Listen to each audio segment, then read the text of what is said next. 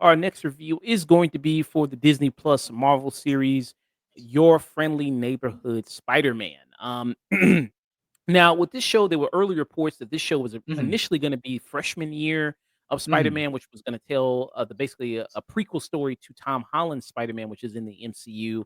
And then I think mhm. over development, the show changed there Yeah, and it's production. like yeah, because Jeff Trammell, he was one of the main creators. He also show ran Craig of the Creek, and this was originally supposed to be in the main MCU, but the creative team they found that to be too restrictive, so they decided to move it to a different timeline, which I think was definitely the right call. Yeah, so you see in this series, like I said, they moved it into a different timeline, which is similar to the MCU because we see Mhm. that there are superheroes like Iron Man and Captain America. Yeah, and yeah, there's like things from the main MCU that have happened, like the Sokovia Accords were a thing, like the airport battle happened, but yeah, Tony Stark didn't involve this Peter Parker. Yeah. So now one of the main differences in this universe is there's a Norman Osborn here Mm, in this universe there, who's voiced by Coleman Domingo there. yeah, Uh, and yeah, on the surface level, this show is basically just a what if of okay, what if instead of Tony Stark being Peter's billionaire mentor, what if it was Norman Osborn? yeah, and he's got his son Harry as well there. And Coleman Domingo, I mean, Coleman Domingo could read a phone book and could be interesting. I think there, and I I think he, I would listen to that man read the dictionary, and I'd be like eating my popcorn just like this. Like, yeah, what's next, boss? yeah, and say, what? They made him black? What the fuck is this? I The mean, fuck? you read those comics, you saw them waves. Yeah, them waves was spinning. Them waves was doing a 360. Getting seasick looking at this them is fucking waves. this is this is like the case of like race swapping a carrier character. I am fully on board with. Yeah, so you got Coleman Domingo who steps in there as Norman Osborn. So like I said, it's kind of like like kind of like a what if type thing of Mhm. what if Norman Osborn stepped up and was the mentor to Peter instead of Tony Stark, Iron Man. And he kind of is the one that he figures out Peter's identity fairly easily and fairly Yeah, early into the because episode. Yeah. yeah, which let's be honest, this version of Peter kind of pretty much all of the MCU adjacent versions of Peter Parker really suck at hiding his secret identity. Yeah, he hasn't figured that quite out yet as much there. But yeah, um, Nick, what were your thoughts on this Your Friendly Neighborhood Spider-Man series? Yeah, this is a show that I was kind of dreading, from its announcement. I liked the main MCU Spider-Mans. I liked Tom Holland's movies when I first saw them, but I feel like especially No Way Home, that's a movie that's kind of aged like milk when, watching it at home. You can feel like all the points where they stop and, wait for the audience applause. And a big problem I have with the MCU's take on Spider-Man is how much it removes a lot of the core of that character. It's like Spider-Man's meant to be, a guy in his neighborhood and protecting that. He's like supposed to have figured out a lot of the things on his own. And this show, I feel like it takes that that premise of okay, this version of Spider-Man, he has this kind of billionaire mentor figure, but this is kind of interrogating that whole idea of why Peter Parker should not have had a billionaire mentor, but just by swapping out who it was, just by putting in Norman Osborn, who from jump, from just people who are comic readers, people who've seen the other Spider-Man movies, they know that there is some shady shit going on with Norman Osborn from jump. There's always this dance of, okay, how on the level is this version of Norman going to be?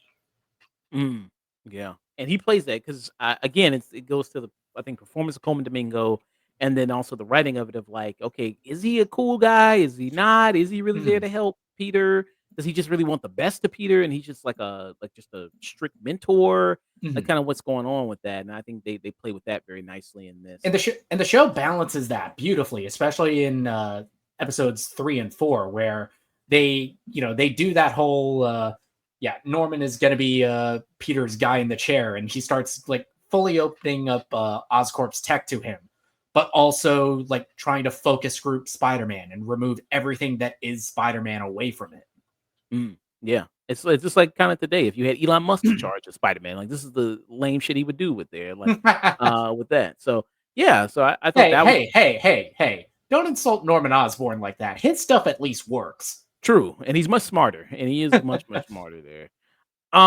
Yeah, and here we see that Spider-Man, the way he gets his powers is kind of in more of a fantastical way than we've ever seen it before, where it's a spider from like and we learn later in the show what happens, how that spider comes to be. But we see it with this clip of Doctor Strange. He's coming out of a portal, and Mhm, then the spider lands. He's fighting the spider creature, and then one of the spiders from that portal ends up dropping down on him and biting him, and then that's how he ends up getting mhm. Yeah, inspired we're his yeah, spider we're led to believe it's from another universe. It's like, okay, we're doing this multiverse Spider-Man thing again, which when that moment happened, I was kind of rolling my eyes at that. It's like, Jesus, why can't we just ever have a friendly neighborhood Spider-Man again? Yeah. I was a little concerned about that, especially towards the end of the season, because Mhm, it Norman has aspirations of wanting to open up portals and go beyond and mhm, do that. So I was like, okay, is that going to be one of the elements in like the other seasons? Because I was like, I don't know about that. Because like I said, I am kind of getting tired of the whole multiverse thing, and mhm, I was hoping with this it'd be more smaller scale and more kind of like I said, down to the ground with Spider-Man, with it, which for the most part I think it does. Um, there's a story in here with is dealing with a character called Lonnie, who is Tombstone in this. He's one of the people that makes up the classmates of Peter at Midtown High. Yeah, what you gonna yeah. say something? And I think that's probably one of the better inclusions of this because with Lonnie Lincoln, who's voiced by Eugene Bird, he's a character that is close to Peter before well he's close to Peter before all the stuff with this gang that he ends up joining because joining reluctantly. And it's a case of, if Spider-Man had his ear closer to the ground, if he was protecting the neighborhood instead of essentially becoming Norman Osborn's errand boy throughout most of the show, because he even Osborn kind of like directs Peter more to start going after these guys with this advanced tech instead of, stopping carjackings, instead of looking out in the neighborhood. There's that question of how much could Peter have like helped Lonnie before? Mm. Yeah, and this is the scene where he actually gets bit by the spider right here, and this is one of his, close friends that we see in the series, Nico, who people might know that character Nico, she was a part of the Runaways. Mhm, There she's part of that series, which I did like. I like that series, comics there. It was by Brian K. Vaughan, there. So she's a very popular teenager character. She most recently also showed up in, Midnight Suns, that video game mhm. as well there. They also did a live action adaptation of Runaways, of that as well. But yeah, what did you think about Nico? Because Nico in this plays the role of her. I mean, he her to Peter is more of I guess the Gwen Stacy type role, Mhm. maybe. Yeah, What? it's the female best friend. I like their dynamic a lot, especially considering the role that Peter takes with Norman Osborn, and she's like very outspoken about down with the man. Yeah, she's like, I mean, of course he's evil, Peter. He's a billionaire. Like, what the fuck? Like, why are you working for him? Like, what the hell? Come on. Yeah, so she's one of the people, like you said, more of his female best friend Mhm, there that you have in it. I think it's hinted that she's LGBTQ, that she's maybe mhm.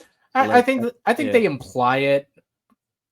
It's not really a question that really comes up in the show because yeah, they have a good relationship, especially with the introduction of Harry Osborn, who becomes close friends with Peter throughout the run of the show. yeah. And you see Harry, very much kind of similar dynamic between Harry and his dad, like we've seen in other adaptations. Mhm, He's very much feels neglected by his dad. His dad doesn't really appreciate him or value him or really respect him in any way. And you see that especially since he dotes so much on Peter, especially also mhm. now that he knows that he's Spider-Man. We've seen in other adaptations, Norman just typically dotes on Peter because he's of intelligence, Uh-huh. but here Yeah, we it's see like it. yeah, it's like yeah, you're so much smarter than the little shithead that also lives in my house. I wish you were my son, Peter. Yeah, yes, Peter, yeah, I admire that Peter there. Yeah, I so was you like, Harry. Harry, you ain't shit. Unlike my lazy fucking son, who doesn't do shit. You know? So yeah, so you kinda got that. We'll see that kind of relationship develop a little bit more, Mhm, throughout that time. Then you also have, of course, Aunt May in this, mhm, who again is a more younger Aunt May. We're not getting old Aunt mhm, May in this, more of like closer to Marissa Tomei Aunt mhm. May, who's voiced by, Carrie Walgreen there, who's been in tons of voice roles. She's done tons of Oh voice yeah. there. Legendary voice actress there. She played Fu in Samurai Champloo, the, dub of that. What'd you think about Aunt May here? Aunt May, I was kind of a little bummed out we didn't get to see much of their dynamic, but especially towards the back half of the season where we get Peter got his ass whooped by Scorpion, who nearly died during an encounter with him. We get to see their dynamic because that was a big criticism I had of the MCU Spider-Man and Marissa Tomei's portrayal of the character. You never saw much of her and Peter's dynamic through it. She was just relegated to just being, "Hey, Peter, your aunt's really hot." Yeah. And And here we get to see more of their relationship, more of May's the pressure that May's under having to be a parent figure to Peter, especially after losing her husband. yeah, and this does a similar thing like with the MCU where it doesn't really talk about Uncle Ben all that Mhm. much or reference him, all that much Yeah, but there. where the in the MCU it feels more like there's this big gaping hole where Uncle Ben used to be, just a void. You still feel his presence at least in May's relation in May's scenes with Peter. Yeah, and she even still wears her engagement ring. You see that, Mhm. here, she still wears that. So, yeah, so there's some similarities here between MCU Peter, and then this alternate, version of Peter there, you still got that, and there's even some people who, like I said, there's some crossover where you'll still see some similar characters, one of whom you have Charlie Cox, who reprises his role Mhm. as Daredevil here in this, which I thought was one of the more fun episodes of the series there, I thought as well. Um Mhm. and I like stuff like this. I thought this was a cool little action sequence here that you had, which we've never had live action. We never had this. Mhm. I hope we get it someday in the MCU. There, but he's got his own kind of investigation going on into Norman Yeah, Osborn it's Oscorp. because because Peter is like very naive at this point of the show. At this point, he doesn't think of anything Norman does as shady. And he gets more and more skeptical of Norman's involvement as the season goes on. Mm, yeah. So, and this is what I like, because Marvel animated shows, they used to have do stuff like this. Like you used to have Mhm, Fantastic Four or X-Men, or they used to all mhm, cross over in their own shows and everything like that. mhm, So I did like that. I did like the intro. And this kind of lets you know that how inexperienced Peter is, like mhm. going against a more veteran hero in Daredevil. Yeah, And the fact that, he's getting his ass whooped. yeah, like Daredevil mentions in the fight of like, yeah, I can tell you don't know how to fight at all. Like this is pretty. Yeah, you're pretty green, kid. Yeah, like this is kind of easy here. And we saw that Peter there is, as Spider-Man is also interning for Norman Osborn because Mhm, that was he created a whole program just to catch Spider-Man, the whole internship program at Oscorp. And yeah, and that's where you see some other Marvel characters that make appearances like mhm. Chow, who people Yeah, know is yeah. the Amadeus Cho, who is a version of the Hulk in the comics. yeah, he's a version of the Hulk in the comic. How'd you like that dynamic there with between those groups of people? Mm, I mean, I think the I wish we got to see more of the intern group, but this is a 10 episode, 22 minutes each. There's only so much you can do, and I feel like doing that would have detracted from the main meat of the story, which is Peter and his development as Spider-Man. Mm, yeah, and then also people were complaining that there is a gender swap, race swap version of Dr. Connors in this. Ah, fuck off. The only requirement for Doctor Connors is having one arm and be an actual positive mentor figure to Peter, Yeah. because that's something I think the show does really well that I don't think has been done since something like Spectacular Spider, where Mm, we got to see a lot of the rogues in that show just as people in the universe. And, is with Lonnie and how he develops more into Tombstone, and with even with Dr. Connors, if they decide to do the Lizard in a second season, you mm. know that those episodes are going to be damn near heartbreaking when they come. Yeah, and what's her name, here? It's Dr. Carla Connors. Carla Connors Yeah, there. she's voiced by Zara Fazal, who's a other voice actor. She's done Voltron, Legendary Defender, and she was also the voice of Halo in Young Justice Outsiders. Oh, okay, cool. So yeah, you have that. It's a little bit of dynamic we get there. I mean, him with other, other genius young Mhm. people there that you see as Yep, well. yep. They even have a kid from Wakanda there. Yeah, got a kid from Wakanda there as well. There, I don't think she's from the comics. I don't think that character. I tried to Google. I don't think Mhm, she is. They did have like his crush in the show, Pearl, who's not a part of the internship group, but just mhm, a part of the high school he goes to, who's in a relationship with Lonnie, who's the star football player, everything like that. mhm. She is from the comics. I think she's like a someone with water powers or Yeah. something along those lines. Yeah, she's Um, a character called Wave in the comics. yeah.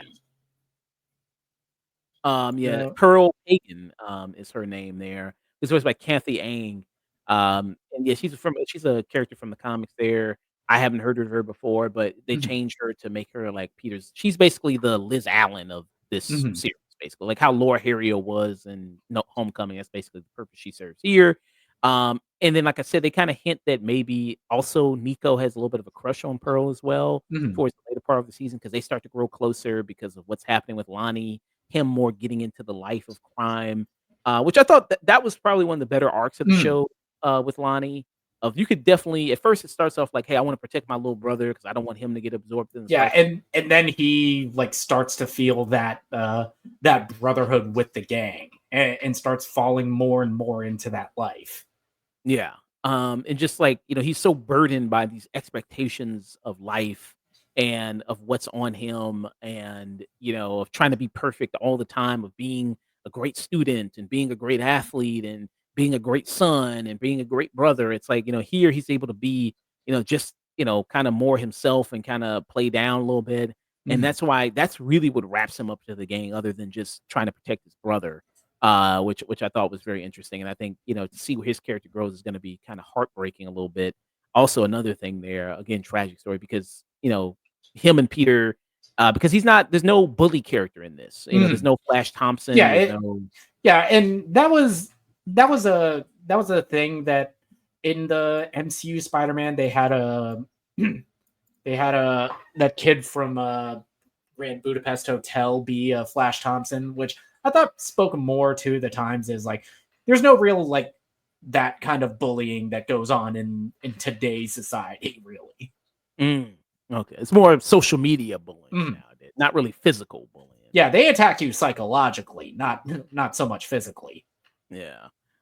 So yeah, so you have him where he's like, "Hey, Peter, my lab partner. Hey, look, everybody's Peter." He hypes him up. Yeah, You know, Lonnie's cool.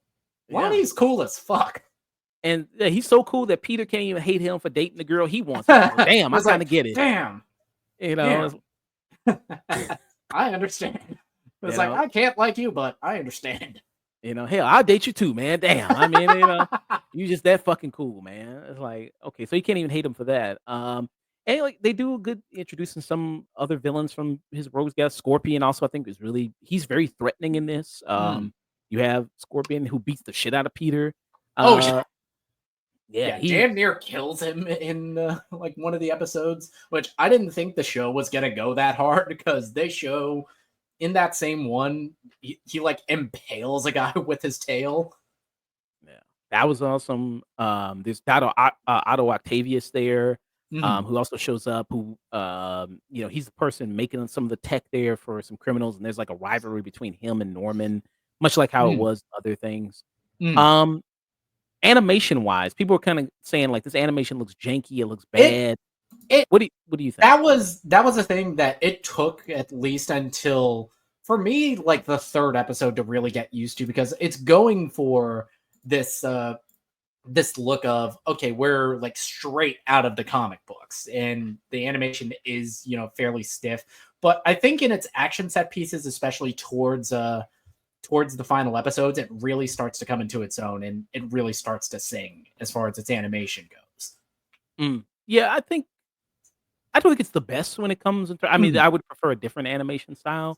Mhm. It's kind of stiff. But actually, when you actually watch the show and getting into the story, it doesn't really matter as much. I think you finally you just get so wrapped up in the story there. And during some of the action set pieces, it's fine. I think it's good there. Um, where we've had so many Spider-Man cartoons before. Do you think this is already in this first season, kind of up there with some of the best Spider-Man's series Uh, we've gotten? I'm I feel like it's a little too early to call it like the best like Spider-Man animated show in a long time. I would say it's probably the best one since Spectacular Spider-Man because Ultimate Spider-Man and then the Marvel Spider-Man show, those were both I hated both of those shows so much. Mm, yeah. So yeah, which Spectacular Spider-Man came out in what? That 08, was 2008, damn. 2009. That Gee. that that was gone too soon. Yeah. And I mean, yeah, I love that show. I mean, we did a review of it, didn't Oh we? yeah, we Yeah. did a review of both seasons of that show, and that show it still is the best interpretation of Spider-Man. And this is, I'd say, a worthy successor, at least in terms of its structure and and how the show develops its characters. Mm, yeah. So, any big downsides for you with this Spider-Man show? Mm, down the big downsides I think in this show, I think are all the things that are coming outside of it, like the announcement that we're getting Spider Gwen in season 2, which okay, it's like wouldn't it have been so much better if that was a surprise. Let me show a But picture there. Let me bring up a picture. But yeah, it's I'm like sorry. Go ahead. it was like, yay, we're getting Gwen Stacy, and she's Spider Gwen. It was like, wow, wait to generate hype and then kill it all in the same sentence. Yeah. So this is her. So this is how she's gonna look there in it. Okay. Yeah. I mean, again, I mean, they're very much referencing kind of the Steve Ditko art style here of when Mhm. Spider-Man in the '60s trying to do more of a modern thing with it there. So yeah, so that was the only big announcement they did for season 2 was just that Gwen Yeah, that Stacy. yeah, the show's already been greenlit for 2 more seasons, which I think Okay. is has been is a good call. If I had any big downsides, I feel like it just has kind of a slow start because it takes a while for all of the kind of downsides that I had coming into the show. It takes a while to get over them because the animation it takes some getting used to. I'm still have you concerns about uh, having taken so much of what makes Spider-Man Spider-Man in having it so closely tied to the bigger MCU. Mm, But okay. how they introduce them in the show and how they integrate it, all of it's done fairly well, and it just leads me more interested in a second season because where the season ends, part of the symbiotes stayed behind in our world, and Norman finds it. Harry starts his own company and tries to support young geniuses. Mm. Yeah, we see that at the like there's Web, which is like I Mhm. guess his own network of people that are yeah gonna be fighting, like I said, the network of geniuses that you got there kind of on. And Harry's Yeah. gonna be Peter's guy in the chair. Yeah, Yeah. and probably the biggest thing from the season finale is May goes to visit Peter's father, who apparently is alive. Yeah, he's alive. He's in prison there. Mm. I don't know. Maybe it's like a flash thing. Maybe he got accused of killing Mary there and everything. So yeah. But yeah, so that's a stinger that leads off at the end there with that. Norman, you see he's disgraced after the events. There's a huge accident that happens. You see that Norman obviously he wasn't up to good intentions. Oh, He's of course not. he's taking Peter's blood and trying to make an army of spider people. There he's trying to do that. Some people say it might lead to the Clone War saga. It might do Mm. that. With Which, that, hey, if this show manages to, do something good with the Clone Saga, then more power to it. yeah, which would be good to see instead of the typical like Venom story or everything like that we've typically gotten in a lot of Spider-Man adaptations. So what would be your rating there for your friendly neighborhood Spider-Man? This show, I was, fairly skeptical. I heard so many good things about it, and then finally sitting down to watch it, I I was captivated from jump start to finish. I said, when I first tuned it on, I had said, okay, I'll just like watch one or two episodes, and then I ended up like binging almost episode 5 when I Mm, first sat down. And yeah, this is probably one of the better Spider-Man animated adaptations that we've gotten in a very long time. It takes a lot of what I had problems with the MCU's version of Spider-Man, and not just improving on it, but really tackling and interrogating the very foundation behind a lot of those ideas. Like it takes the idea of, okay, we're giving Spider-Man a older mentor figure, but we're really delving into is like is Spider-Man having this figure with this kind of power dynamic, is that even a good thing just by having it be Norman Osborn, who and how the show builds that tension and dances around it? Because right now Norman is kind of on the level, but that there's going to be something up with him. yeah. But Uh, if I had to give a final rating, I give this like a low tune in. I had such a great time with the show. The animation, it does take some getting used to. mm, That's probably the biggest thing I would say. yeah. Yeah. I would say that's not my favorite preferred style animation there. Mhm. Some people comparing it to, you remember that MTV Spider-Man that they did? Oh, Some yeah, people I remember that show. some people saying kind of look like that. Let me pull it up a little bit, but I don't think it's that bad. But I can see a little bit of similarities here.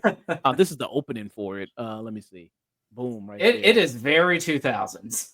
Very, very 2000s. It looks like, back when those CD-ROM type video games that you used to have back then.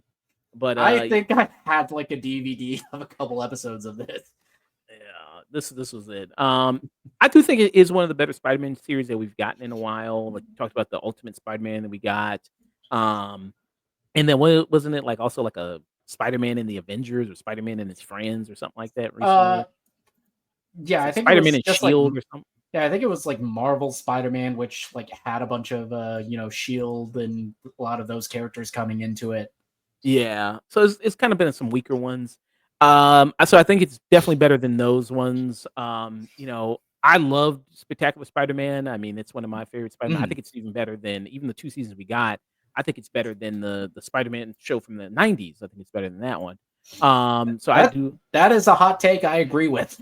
yeah, I'd love it a lot there. And you think this theme for this new Spider-Man show, you like it? This new thing? It it it kind of grew on me. So they try to take the, old Spider-Man theme from the Yeah, '60s, but they try to add some hip hop they to it. sample the Spider-Man theme from the 60s, but yeah. Let me see, let me play it right here. They it's like that, McDonald's commercials, and you got that but up but then, the black version is but up but try to remix it and shit, try to beatbox on it and shit like that. So here we go. Here it is right here.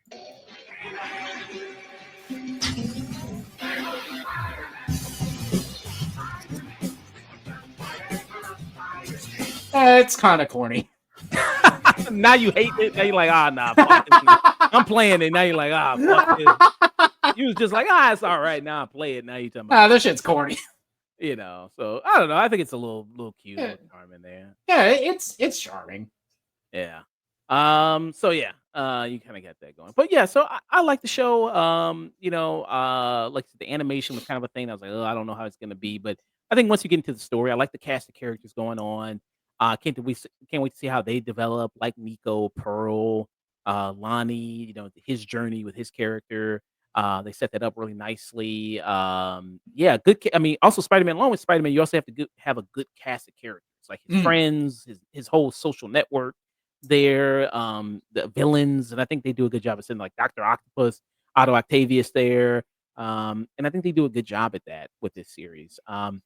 Great voice acting all around from everybody, I thought. I know that dude got in trouble, the voice of the Yeah, yeah, he was like worried that the show was gonna be woke and annoying, which the show was one of those things. yeah, I mean, it kind of fits those criteria, and it's just like out of all people, I mean, when you look at the guy, it's like, bro, you look like every fucking New York, Greenwich Village hipster ever. mean, look at this dude. Look at this fucking guy. Like, come on, man. You talking about some shit? he Whoa. he looks like he bought a ticket to Fire Festival. Oh yeah, absolutely. I mean, Coachella, looking motherfucker there. But so he does a good job there. And then as kind of voice, but yeah, everybody does really good. Especially Coleman Domingo, who I got a lot of shades Hmm. of what Clancy Brown did as Lex Luthor there. And his performance as Superman the animated series. Yeah, Um, that's what I was seeing a lot of Clancy Brown, and even a lot of what Michael Rosenbaum did with Lex in Smallville. Mm, okay, nice. So yeah, I thought that in the storylines, I think it seeds it well to like see where it's kind of going to grow in the other seasons. So I think keeps you interested in that. Um, I know some people were like, "Well, I don't want to see Spider-Man in high school again. I'm kind of fucking Mm, tired of that." And I kind of understand that of putting him in high school mhm, again, especially after we had a great story with the Spider-Man video game where we saw him mhm, where he was in his mid 20s, he had graduated mhm. college, he had a job. Yeah, but that's all like different versions of the character. The video game, it's supposed to be Spidey in his prime. He's been Spider-Man for a while, and this is a more younger, naive take on the character. Yeah. So I know some people are a little tired of constantly seeing high school Spider-Man again, but I still think so. I get that complaint. It doesn't really bother me that much here, but I do see that. But I give it a tune in. It's on Disney Plus right Mhm. now. There's 10 episodes. Each episode's about It's a quick binge. It's, yeah, 10 episodes, each about like 24 to 30 minutes long. yeah. So I recommend if you want some good entertainment, and I don't think it's not since it's not connected to the MCU anymore. It's Mhm. not Spider-Man freshman year. It's not like, oh, we gotta worry about the canon of that. It's like they're free to more do their own thing, which I do like. Mhm. Yeah, they include elements from the MCU, like, yeah, there's like a picture with Norman with Captain America. Iron Man does make a brief appearance in here. Mm, And of course, Doctor Strange is kind of like the one behind the inciting incident of the show. yeah. So yeah. So I give it a tune in. Nick gives the high streaming for your friendly neighborhood Spider-Man streaming on Disney Plus